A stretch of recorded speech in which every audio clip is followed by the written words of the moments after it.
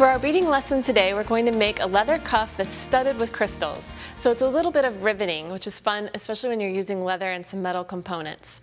So take a look at these bracelets. These are really simple to do, and the beautiful thing about it is it doesn't have to be perfect, because you can see they're all fairly evenly spaced, but when you wear it around your wrist, like pick it up and bend it, nobody's going to see the whole thing at the same time. So it's okay if they're a little bit off center. It's all right. So to get started, what you'll do is use a permanent marker on the back of your bracelet blank. So this is a pre-cut leather cuff that has a snap attached to it. And what I do is just take my permanent marker and make my dots toward the center of the leather across the back. That way you'll know where to punch your holes. And you can use a leather hole punch for this, or if you have a power punch type of tool, you could use that. And what you do is bring your tool onto the smallest setting. You can alternate the tops here, and then punch your hole right over the dot that you made. So you're just going to punch out all of your little marks from the back here. And there are lots of different ways that you can embellish the front. I like using the crystals because the combination of crystal with leather is a really great look. And you can use a lot of different colors, because Swarovski comes in so many different colors. It's easy to make it your own. So to customize this now, what I'm going to do is bring it over to my block. And here you want to use a two-part compression rivet.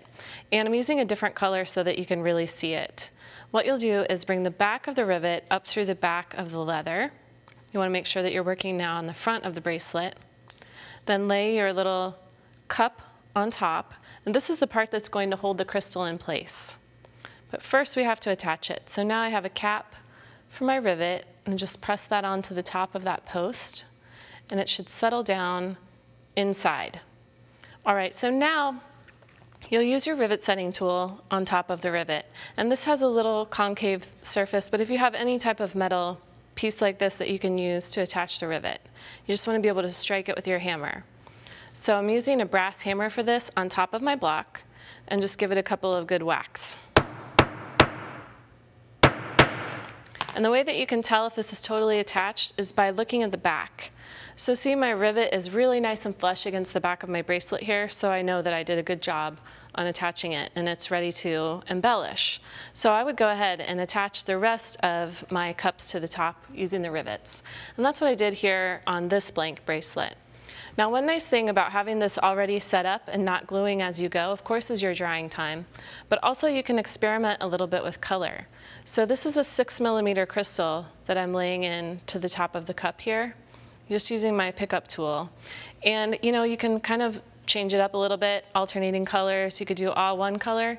But once you've decided what colors you want to use, then you're ready to go ahead and start gluing. But of course, you have to take these crystals out. So I'm just going to dump these out of my bracelet here. All right, so now our next step is to add some glue. And this is industrial strength adhesive. You could also use like a jeweler's type of glue. And you just need to get a little bit into the cup. All right, now if you get too much like I did there, then just use a piece of scrap paper, whatever, to get your little bit of extra out,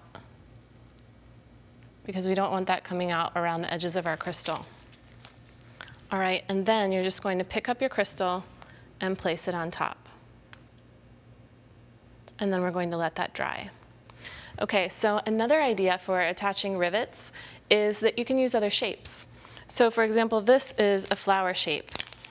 And it's the same idea where you attach it using your back of the rivet back to our bench block here, and then add our flower on top, and then use our little cap on top of the rivet, press it into place.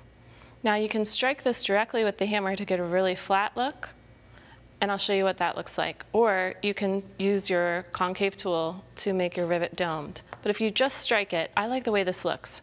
And all you do, and also this makes it a very low tools use. So then you can see you have your rivet very flat, and it's flat on the back, so we know it's attached. And you can embellish the top of this with a crystal as well. So I would just add a little bit of glue here, and then glue a 4mm crystal onto the top of your apple blossom.